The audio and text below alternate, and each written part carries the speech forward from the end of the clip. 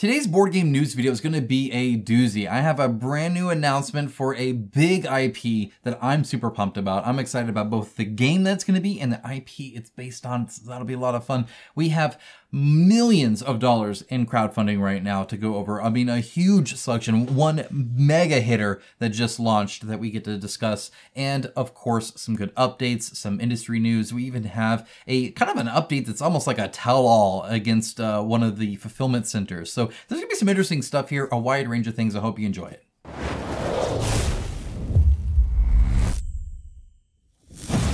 All right, we're gonna start with Nemesis Retaliation right off the bat. 4 million raised, over 4 million raised, 18,152 backers, which is actually kind of impressive that it's actually that few, because I'm used to seeing like 40,000 from them. But the 4 million is incredible. One of the reasons it's so much and this is again relatively few compared to some of the other ones that they have done, which this is by no means a bad thing for them, is they're offering all the other stuff. We'll go over that in just a moment. One of the nice game found features I wanted to kind of show off that I don't know if I've really mentioned before is this right here. On the project story, right, they have actually 5 other languages available in this, which I think is really cool that they allow that to do. So even if it doesn't default to your USD or anything like that, which of course you can change that as well, you can actually see the stuff here in a language that you like. And I think that's super awesome. Just that they have that available. I think that's great.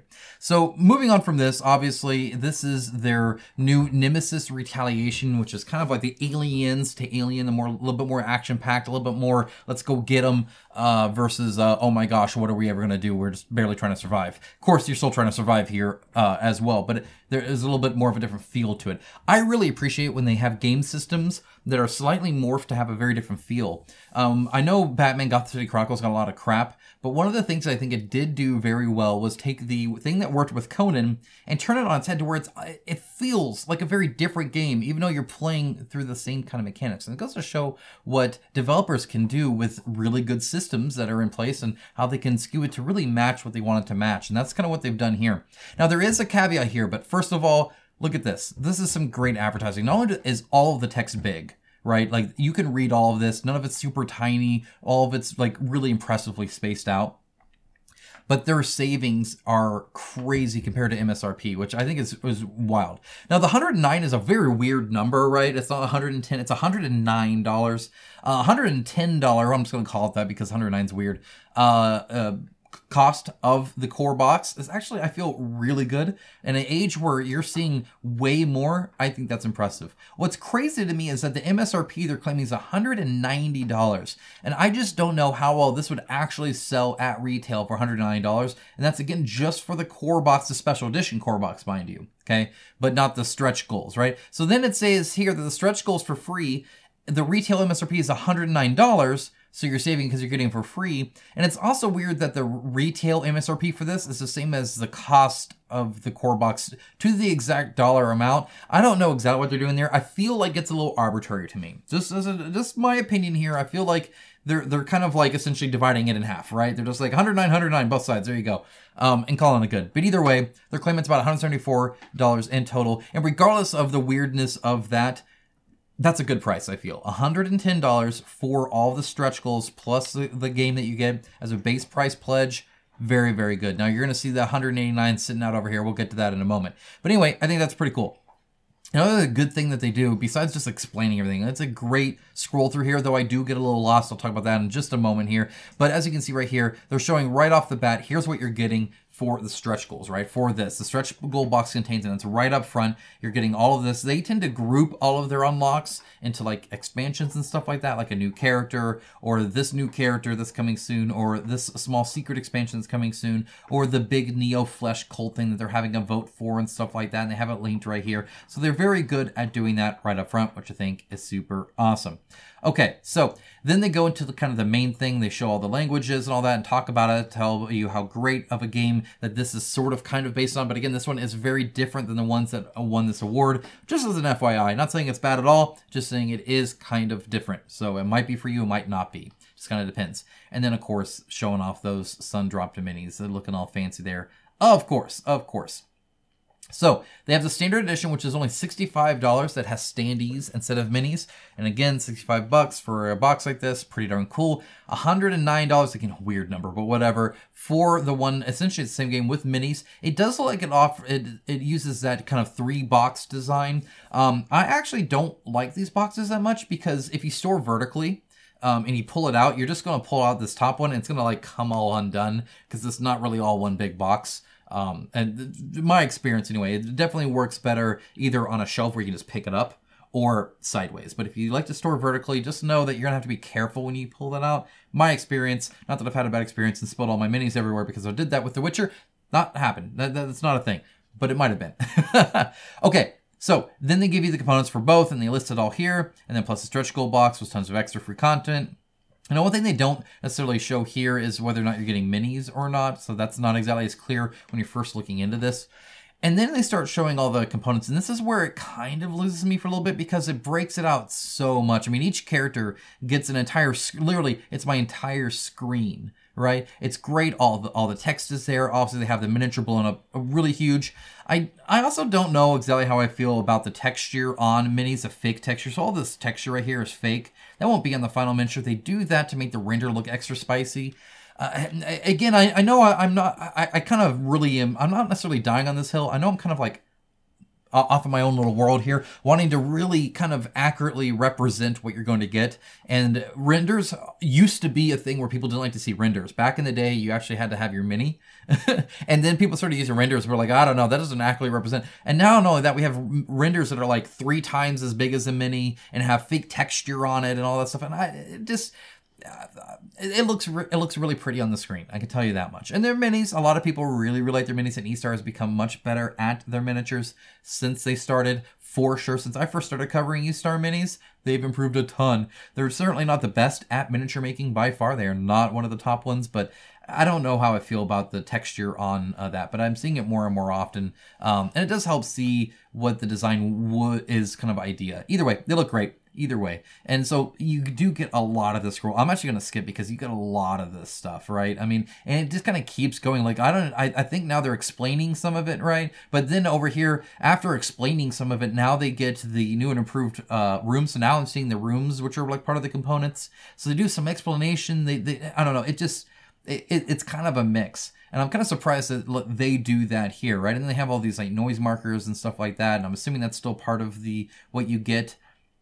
And then you show all the minis, and again, they have this texture going all over it to make it look extra super duper nice in the render. And it almost makes me think that they're going to put that in the final mini. But traditionally, when you see textured minis or textured renders in these campaigns, they do not put it on the mini. That's just an added texture. That almost looks sculpted though. So maybe it's a moot point for Awakened Realms, and they're going to be like, you know what, we're just going to start doing it.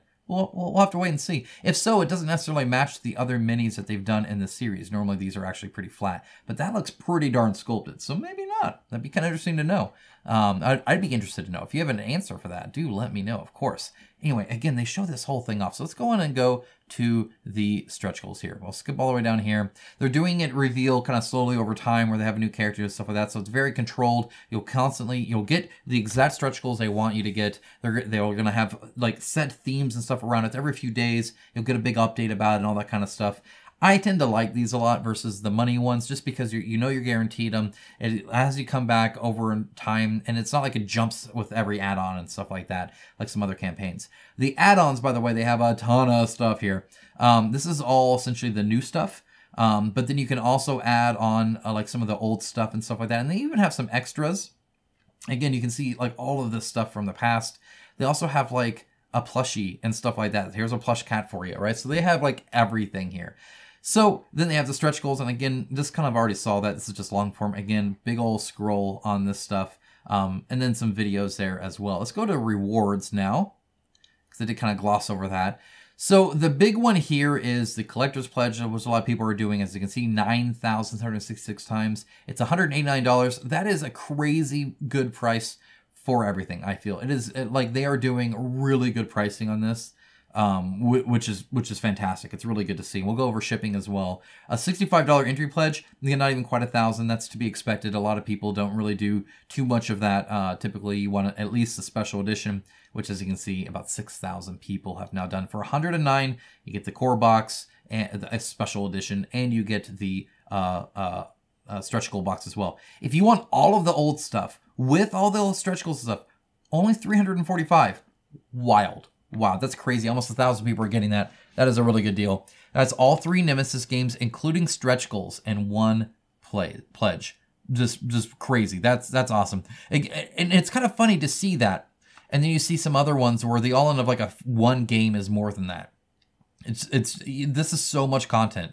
It's honestly crazy, and it all like works together for the most part and stuff like that. Even some of this will work with it and whatnot. So quite impressive on that. One thing to note is this does not come with the $12 add-on for sleeves. So if you get the collector's pledge and you want to sleeve your game, it does include, and so I don't know about expansions, but this does include for the core box and stretch goals, $12. So if nothing else, go on and add that. You might want to add 2 to be able to do the expansions and stuff as well, and then you're good to go. I think it's like $24 or whatever for that at that point. Not too bad to sleeve the whole thing, so that's pretty good, I think. Anyway, that's going on sale. 18 days left to go, so plenty more. But again, 4 million raised. You can see what a quality game from a respected manufacturer or developer can make at a great price. Like, that is just a recipe for success, and there's not much else to it. Honestly, the campaign page, there's some good stuff, there's some bad stuff. You saw that scroll. I had no idea where I was in all of this at that point. You just get lost in it.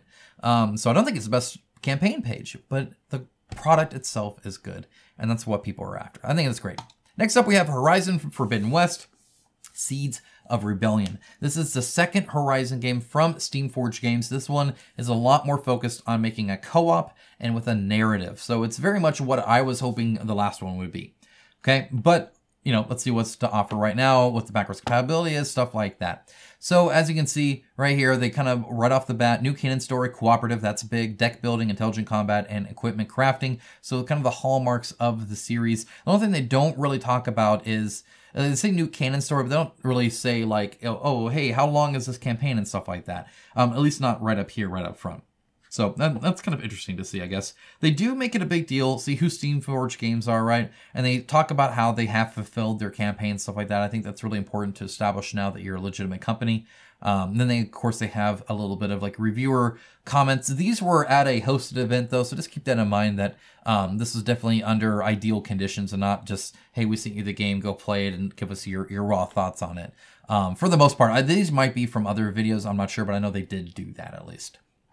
Okay, so coming down here, why back now, get the exclusives, get the daily unlocks, get more for less, and be part of the adventure. These first 3 are the main ones there, right, for why you're getting it. And as you can see, the Marshall Pledge, $145, and you get the core box and the the stretch goals, essentially, right, is what they're doing here, plus the free upgrade pack.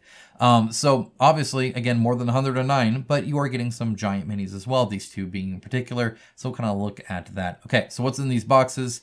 You can see right here all the different cards. Again, 500 plus cards, a ton of cards, 100 plus tokens and dials and dice and whatnot. Like there's a lot of stuff here. For the minis though, as you can see, even broken out, it's not a huge amount, but not too bad. 17 machines, 9 rebels, 4 marshals, 2 huge ones, right? And that's kind of I think the big seller here is these guys are on a 120mm base. They only mention the base, they don't mention how tall they are, which is kind of interesting. But I think it's because this one's taller and this one's more wider, but I'm not exactly sure. They're both on 120mm base. They look pretty big in the pictures as far as I can tell. But it's kind of interesting that they talk about the base size and not sort of the height size. The renders on here, by the way, I like a lot more. They really almost look like 3D prints. Like the look that they gave them with a little bit of kind of a bluish gray look to them, very smooth. They look much closer to what you'll actually get than the one that just has like texture thrown all over it. I actually really like these a lot more, just personally. They do tend to have really big, thick bases, which is kind of interesting. And they're a little bit smaller. I think they said they're about 30mm, and they measure, I think, from the bottom of the base to the head, not the feet to the head. So kind of interesting there as well. But as you can see, they look very, very nice. I think they do. I think they're very well sculpted, and they actually look like they can be made to look like that. Nothing here screams like, oh, that's not going to be able to be made in the injection plastic that they typically use. So these minis are going to look great, I think. Obviously, they have a whole bunch of freaking cards, a ton. And then you do get this free, this is, I think, the only playable character in the game, playable alloy. So you do get her, which is, it's kind of weird that, like, she's a Kickstarter exclusive, but whatever. No, because it looks like they added more here. So they added a few more. It looks like they're doing that mainly through stretch goals. Again, they are doing this on the days. And then they have the free kind of expansion here to upgrade the regular Horizon Zero Dawn, the first one that they did. My opinion on SFG is they tend to make games at the very start to not necessarily be the greatest ever, but on subsequent iterations, they do tend to take a lot of feedback in and then actually just kind of sell that. Now, I think a lot of that's kind of like the old school Fantasy Flight games selling you the fix to the, you know, broken game kind of style thing. It kind of has that feel a little bit. But as the second game or the second time at this, I do suspect this is probably going to play a lot better than the first one. So if you did like the first one, might want to look into that, see if the differences change that at all for you or not. It'd be kind of interesting. For optional add-ons, they do have a few. So they have the $67 one right here, the Lowlands expansion, and that adds this really cool one. I do love this guy. He's pretty awesome. So they do have that, and as you can see, the minis themselves, again, look fantastic. They look really, really good. So that's mostly it there. As you can see on the pledges, right now it's just the Marshall Pledge 148, so nothing too big there. I don't know if they're going to go any higher than that. They probably will. Here's this event I was talking about where they actually had people, you know, do it there, which is a little bit more of a very focused marketing thing versus, you know, kind of a natural review process. But they've done that in the past. Like, they sent Resident Evil to me and I reviewed that kind of raw, and they weren't like too picky about what I said too. So it's not like, I don't think they'd pressure anybody into it, but it is kind of a different environment. So let's keep that in mind, of course. 9 days still to go. Again, almost 600,000 raised, over 4,000 backers. I think that's a pretty good turnout for a second iteration. DCeased, over 1 million now as well. That took a while for them to get there. A lot of it was because they don't offer a zombie playable mode, so there's not a whole extra playable expansion like there was Marvel Zombies. I believe that's IP based. I do not believe DC is allowing them to do that mode. It wouldn't fit the story anyway, but on top of that, you know, obviously the IP rights holders say what you can and can't kind of do there. Otherwise, it looks like they have pretty much the entire license, which is kind of cool. Over 8,000 backers, but again, that's actually a lot of $1 backers. You'll see there's about 5,500 actual people backing, and that's what I've backed there as well. They did come out with a new expansion I wanted to talk to you about because it looks like it's their best one yet. So this is a Shadow Pact. This is actually a really good one. It's a very cool part of the story as well, but they do have a big Trigon mini, which I know is going to be exciting for a lot of people. They also have the Chimp as well, so you can have the, you know, the Professor Chimp here to, you know, be with Constantine and whatnot, and they have Zatanna and all the other kind of big ones here. They did not at the start have Raven. However, just like they did with the Green Lantern expansion, after announcing this, their next stretch goal that they have already unlocked was Raven. So you will get Raven as well. Obviously, if you have her dad, you may as well have Raven in there too. Even though she was not in the story, it was very much a Constantine story when they did this. And so, of course, you have him here as well, you know, doing this whole magic stuff and doing all that. The same with Zatanna and all that. So, yeah, it looks like a good one, actually. It looks like a lot of fun. I think it's cool that they added Trigon there. It's a big old mini, as you can see. I think it looks great, so that'll be pretty cool to have. Of course, you can see the scale size difference here. It would be nice if instead of a scale comparison, they actually just told you the scale of it. Like, you know, like that wouldn't be too hard. But then they have Jason Blood and they have Detective Chimp as the bystanders. So that's kind of cool to see as well. So yeah, definitely a cool one for 45 bucks. I think that's, if I'm going to get any expansion, it's going to be this one. That's definitely, I think, the one to pick. All right, next up we have Firefighters on duty. The main update I want to show you here, besides new stretch goals, is that they've doubled since last I showed it. Last I showed it was around 56-ish thousand. So they're at 110,000 raised, over 1,500 backers, 1,605 right now, so 11 days ago. So they're actually doing pretty good with that. I think that's great to see. If we go to the stretch goals here, when I left it, well, that's at the bottom of the stretch goal. That's kind of silly to take you there. It was at this one right here, the new Underground Fire, I think is where they're at, right at that 50,000. But as you can see, since then, they've added the high pressure nozzle equipment, a public panic dye module, new distress calls, a new city tile, a vehicle drone, and toxic materials, with the flooded airs coming next, another module. So they definitely have some cool stretch goals coming that I think are going to really enhance it. I think the Kickstarter edition with all these new modules is the thing to do. That's the one to get. And again, it's only 65 bucks. Actually pretty impressive if you ask me. Coming off of that, we have Stan Lee's Genesis. This one is at 27,000 out of 8,000 gold. 273 backers, so 19 days to go. This one's kind of interesting because it didn't really take off how you'd think anything with Stan Lee's name kind of would. Especially this time of year. But T-10 hasn't really said, like, they haven't really had a Kickstarter yet, right? So they had this one here, Brothers Bond the Game, which I remember covering way back in the day. As you can see, it canceled, though. It definitely did not raise enough. And here, it's technically raised enough, but only technically, right? That's still 277 copies. So how much they're actually going to order and make, it is kind of interesting to see. It looks like they are taking in some feedback and stuff like that, so that's kind of nice to see. They have 3 expansions already on this, over 200 new characters, though I think the core box only has 100. They don't do a great job of explaining the game too well. It's very high level here. Okay, so you make a team, and you have some locations and events, and then you compare numbers, and as far as I can tell, that's mostly it. Now, again, they have more information on the how to play and rulebook way back down there. It's after the About Stan Lee section, right? So it's like way down there.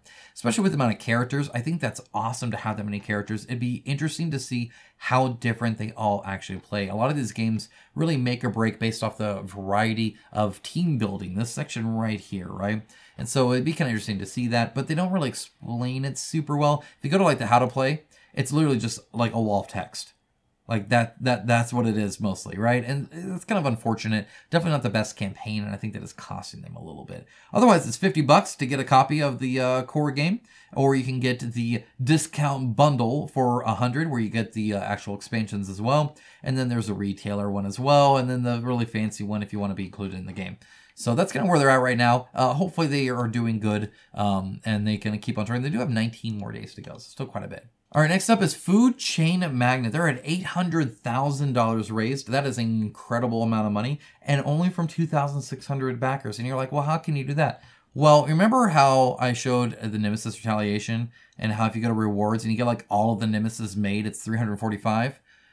Well, if you go here and you go to rewards, you're going to see that the game here is almost the same. $333 for just the game. Now it's with all the fancy kind of buildings and stuff like that. It's very pimped out, of course. And as you can see, there are over 2,000 people willing to pay that price. So at the end of the day, that's that. But definitely not the same kind of deal as this, right? Like we're not even close to get all of these games for $345 compared to this single kind of indie game done pimped out like super duper wise. It's just wild to see, and it's interesting to see how people just aren't in. I mean, 250, 295. Compare that to the 2,000.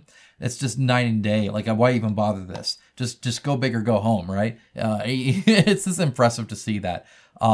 That much difference for sure. They have been doing some unlocks. All of them are super nice, super premium. It looks great.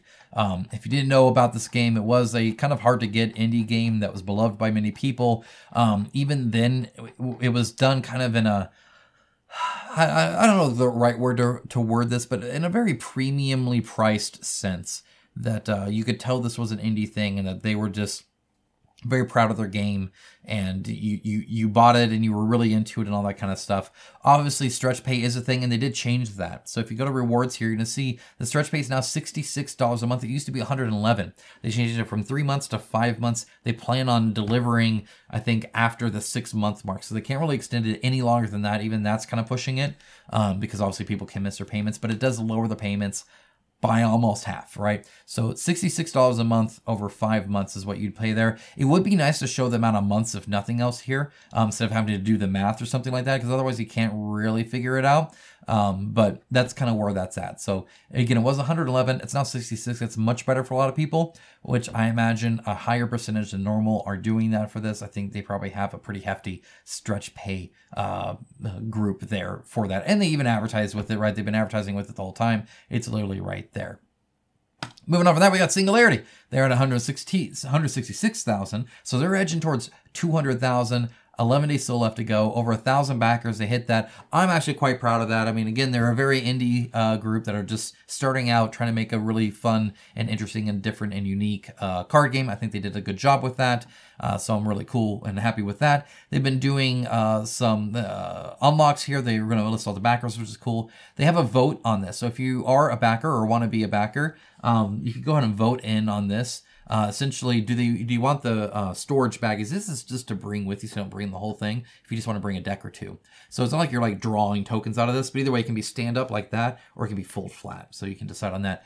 Then at some point, they're going to add this as well, where they're going to have extra copies of the common cards, which would be nice for deck building. That definitely helps improve the deck building a little bit. These common cards, they're not bad, so they can add some good functionality to it, especially if you have a themed deck that doesn't allow, like, let's say, really any healing, right? You can get it in through something like this. So it can often help alleviate a deficiency in your deck that you're trying to build here. So anyway, I've covered this. Obviously, I have an unboxing and a review and stuff like that I've shown off a few times. They added the Madara characters as well. So those are now alternate cards that you can get, which is pretty cool. And it looks like they've updated this to be a little bit different as well, which is kind of fun. If you look over here, they do have cheaper shipping. So if you were looking at this and you thought that it was high shipping, you might want to take a look at it again. They especially focused it in the EU. So as you can see, the savings here are not bad, right? Continental US was reduced by $12 and Canada was reduced by $13 and the United Kingdom was reduced by $26 less. That's impressive. Germany, $21, France, $21, and Australia, $7. And it's not just for the Architect Edition. For a lot of the EU, they really focused on getting it cheaper everywhere. So they shopped around, made some calls, really hustled to get that done. And also Australia and New Zealand got savings across the board. So if you thought it was a little bit of expensive, especially with the shipping, feel free to check it out now, see if that's something you want, along with the stretch goals, stuff like that. Maybe it changes for you, maybe it doesn't, don't know. Worth a shot. Next up, we have Sanderson's Mistborn book series to be made into a deck building game like Dominion. Dicebreaker came out with this. It's very nice of them to write this up. So if you don't know what any of that is, we can kind of explain a little bit. The Mistborn book series was written by Brandon Sanderson. He's the guy that holds the record for the most funded Kickstarter ever for like board games. That's a huge amount. Huge amount. No, not for boards. It was for books. It was massive. Like over 10 million. I forget the exact number. It was a lot. Is getting turned into a deck building board game that will be along the lines of Dominion. So again, a deck building game, right? Kind of like the DC deck building game or a whole lot of other deck building games. If you look here, it says players will engage in allomantic battles. If you don't know what allomancy is, it's essentially the magic system. They get to burn metals and they do different things. Players will be able to choose from characters from Era 1 of the Mistborn series, so the first 3, which includes the initial trilogy of books. Players will need to burn metals like an allomancer in order to perform certain abilities found on their cards, with the title set to feature 4 pairs of metals. Cards themselves can be burned pairs because there's the main metal and then the one that's like made with it, right? I forget the term for that. Cards themselves can be burned in order to power up cards containing metals that are paired to it, such as brass and zinc, right? So stuff like that. The Mistborn deck building game was created by John DeClaire, the designer behind titles such as Mystic Vale, Space Base, and Dead Reckoning. Brotherwise Games is the co-publisher responsible for releasing the Mistborn deck building game, with the studio's previous title including Boss Monster, that was a big one for them, and the Cult Adventure Stormlight Archive, again for Brandon Sanderson, alongside Dragonsteel Entertainment. It is set to release in the second half of 2024. Definitely pumped about that. I'll definitely get it. I love deck building games. I liked the Mistborn series, at least the original trilogy. That's the part I've read. So definitely interested in that. If you are too, I'll keep you up to date about it. And finally, Fractal Beyond the Void has an update that tells us a little bit, maybe almost too much, about shipping. This is kind of a tell-all. This is a person frustrated and needing to vent. Whether that should be an update or not, debatable, but we get some good insight into it, if nothing else. So let's go and take a look. Okay, so in Europe, it looks like they were doing stuff right. Initially, they started out with 200 orders to test the productive methods recommended by them. Prior to this, they had exchanged images and reached an agreement. However, when they received their own order, which was a secret order, so they didn't know who was sending it to, it became apparent that they cut corners on packing materials while charging me the same cost. So they've updated that, they've changed that, and they've really updated it to be a lot more protective. So this is what they had before, which isn't necessarily terrible. As you can see, there's a lot of empty space there they can jostle around in. And so what they've done is they did add bubble wrap. They were trying to go more eco-friendly, but they definitely needed to fill out that space, and that's why they also have this here as well, to just stuff it a little bit more full so that it's not jostling around everywhere, because again, that's just going to loop around. I mean, that's like no paper at all. That's actually that's not even the right way to use the paper. That's really bad. United States. Dealing with Whalebacker is challenging. Now, I know some of you devs out there, you guys are looking at Whalebacker, especially because they tend to be a bit cheaper. Well, sometimes that comes with a reason. Additionally, and I'll say this, I think a lot of people are using Whalebacker selling because it is cheaper, but anytime a company has to scale up like this, they can struggle a little bit. It's very hard to scale up, and I think that's the problem that you're seeing here, where suddenly Whalebacker is doing way more than they've ever done before, and they're going to say yes because they want your money, but then they really struggle to have the really white glove treatment when it comes to communication, when it comes to tracking, organization, and just how good of a job they do. They're in a rush now, right? And I think that's kind of what's going on here. So, initial batch was like this. Not too bad. You got the bubble wrap, you got some paper, and you got some nice foam cores. Then it turned into this.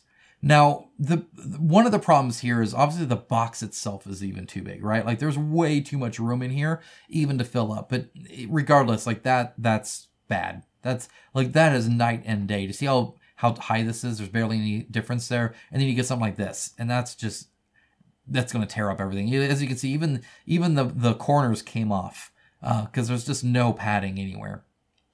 So he was still being charged as if it was this. So as he puts it, I feel robbed. Now, this is where I pause a little bit and just say that, you know, it's always kind of iffy on whether you put this as a public statement. Not so much because you don't want to like throw somebody under the bus or burn bridges or anything like that, but it's just, it's hard to balance talking as a person and talking as a company.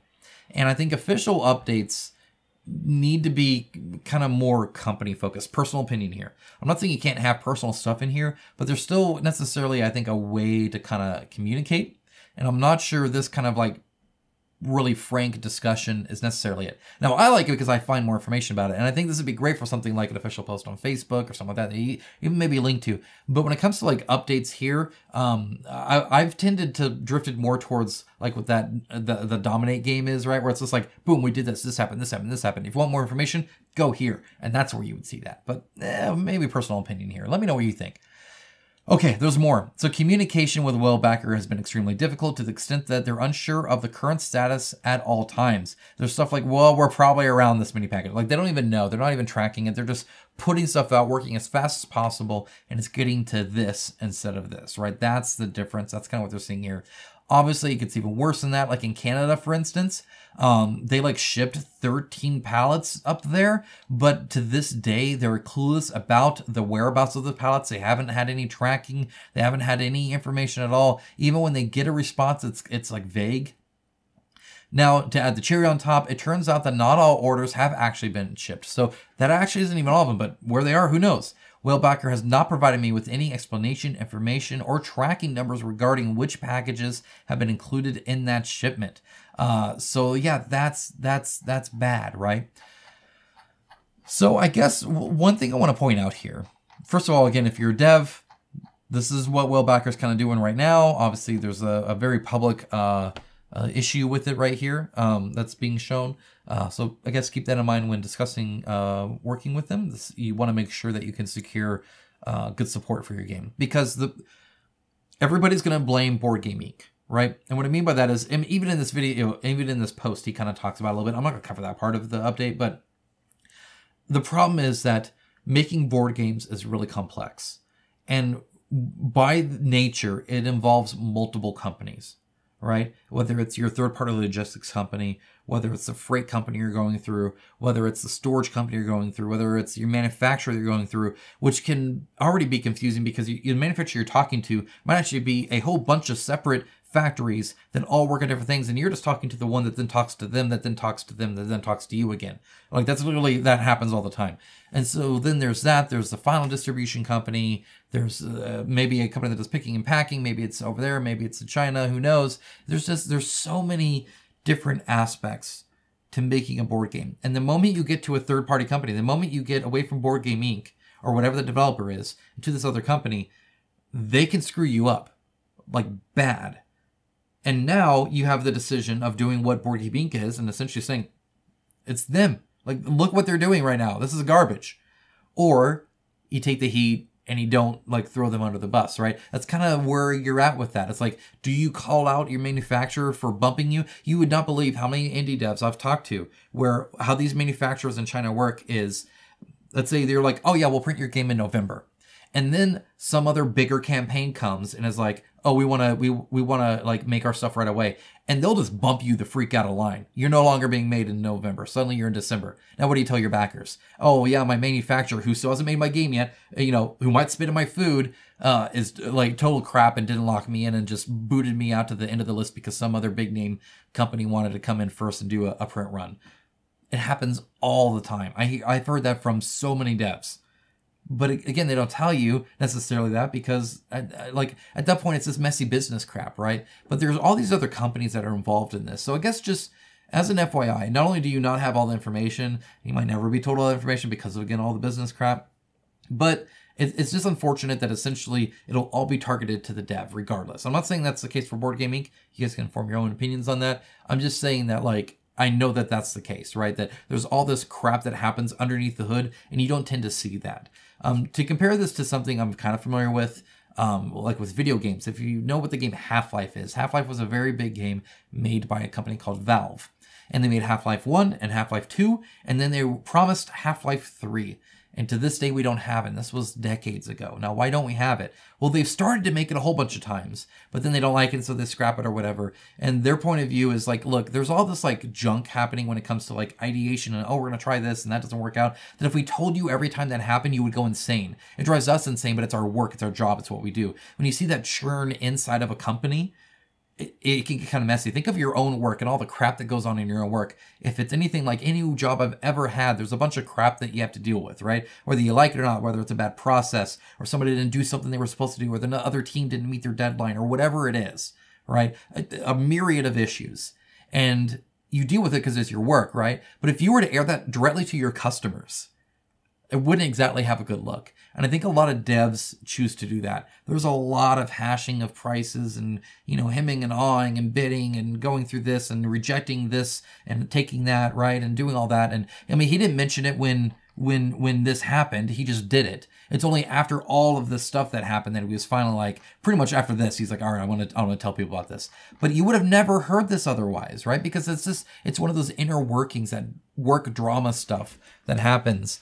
Now, as backers on crowdfunding, should we hear about it? I don't know. Let me know your thoughts below. Either way, that's the update for today. There's a whole lot of fun, cool stuff out there right now. Of course, I hope you guys have a wonderful holiday season. Enjoy it with friends and family. If at all possible, get some game time in. It's awesome. It's worth it. You'll love it, I'm sure. If nothing else, paint a mini or something. I don't know. Either way, have a great rest of your day. Take care. Bye, guys.